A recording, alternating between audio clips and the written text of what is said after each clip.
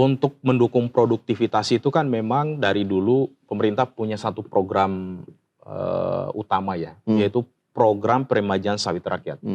Jadi pemerintah mulai dari 2015 lalu menargetkan ada sekitar 2,7 juta hektar milik petani akan diremajakan melalui program PSR tadi dengan target produktivitas akan meningkat. Jadi persoalan sekarang itu memang untuk di petani sawit itu persoalan produktivitas yang rendah dibandingkan dengan perusahaan. Kalau perusahaan rata-rata produksi tandan buah segar per hektar per tahun sekitar 25 sampai 30 ton atau sekitar 3 sampai 4 ton CPO per hektar ya. Nah, di petani saat ini kita menghitung khusus di anggota saya misalnya itu di SPKS hanya di angka 14 ton per hektar per tahun. Jadi cukup timpang ini, cukup jauh ya perbedaan produktivitasnya di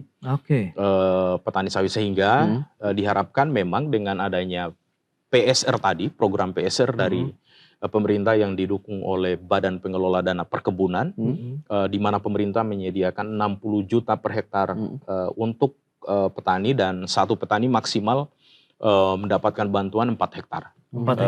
Dengan nilai 60 juta per hektar tadi. Nah, ini menarik kalau kita bicara dengan program B50 tadi ada kebutuhan produktivitas yang harusnya meningkat. Begitu untuk pasokan kelapa sawit ataupun CPO di sana. Nah, kondisi real saat ini dari mungkin di tingkat petani rakyat begitu untuk pohon-pohon kelapa sawitnya sendiri itu bagaimana? Seberapa urgent kita harus melakukan segera replanting sendiri begitu di sana? Kalau dibilang urgent itu saya kira sangat urgent karena produktivitas kita kan sangat rendah ya, sehingga memang dibutuhkan percepatan untuk melakukan PSR tadi. Karena PSR itu menargetkan untuk produktivitasnya bisa menyamai perusahaan. Jadi bisa 25 ton per hektar per tahun. Itu cukup tinggi, dan kalau capai segitu saya kira kesejahteraan petani sawit juga meningkat karena penghasilannya akan meningkat juga ya. Tapi memang yang menjadi kendala itu program PSR dari 2015 itu memang ini kurang tercapai. Jadi pemerintah memang menyediakan sekitar 10 triliun per tahun. Jadi target per tahun sekitar 10 triliun, tapi yang terserap hanya sekitar 20% sampai 30% per tahun. Nah, itu kenapa? Jadi memang masih ada PR juga. Masih saya kira banyak, kalau misalnya bicara PSR itu banyak kendala di lapangannya. Di lapangan itu misalnya soal memang banyak petani kita yang membutuhkan PSR itu juga dalam kawasan hutan. Itu satu. Yang kedua, banyak juga petani-petani sawit kita itu yang belum punya kelembagaan misalnya, belum punya koperasi, karena syarat untuk mendapatkan PSR tadi ya dia harus punya kelembagaan dalam bentuk koperasi, kelompok tani ataupun gapoktan itu dimungkinkan. Yang ketiga itu memang petani sawit itu khawatir, banyak petani sawit khawatir ketika mengikuti PSR tadi. Ini kan akan ditebang pohon sawitnya. Jadi selama 3 tahun sebelum menghasilkan itu, petani itu khawatir mau makan apa selama 3 tahun itu. Prosesnya berarti. Ya, prosesnya. Pemerintah menyediakan 60 juta, tapi itu untuk penanaman ulang kelapa sawit, mulai dari penumbangan, kemudian pupuk, bibit, sampai perawatan sampai menghasilkan di 3 tahun itu. Berarti nggak bisa ujuk-ujuk ya kita untuk dari pemerintah untuk melakukan replanting kembali ya.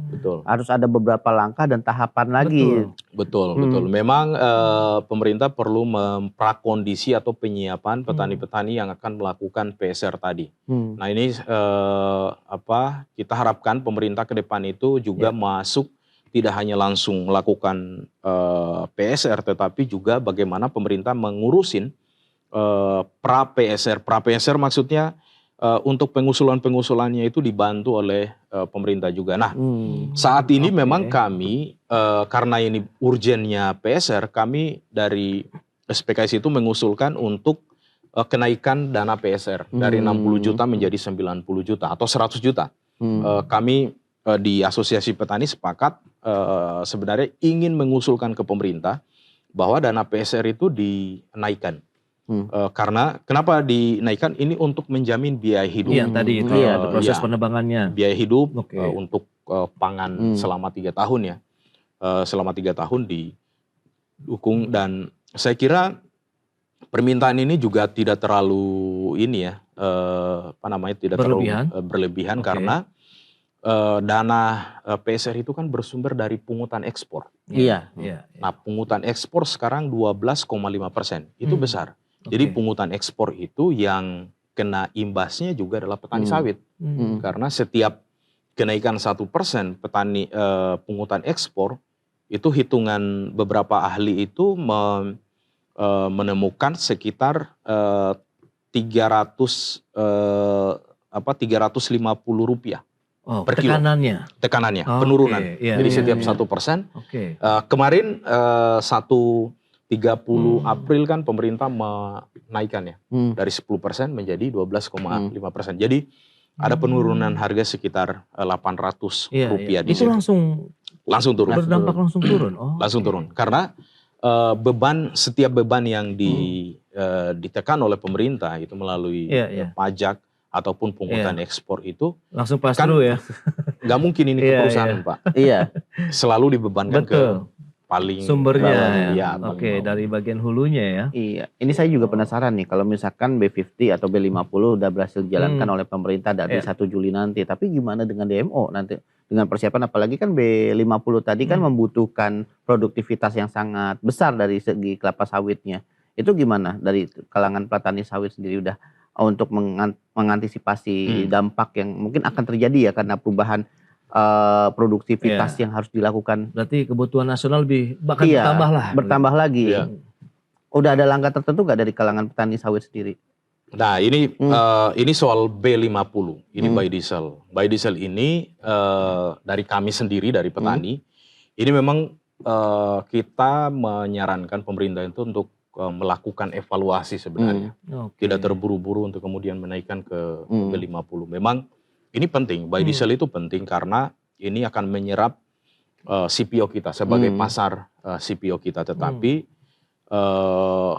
kan B50 ini juga didukung oleh pungutan ekspor. Artinya B50 jalan itu mesti ada subsidi yang diberikan oleh pemerintah.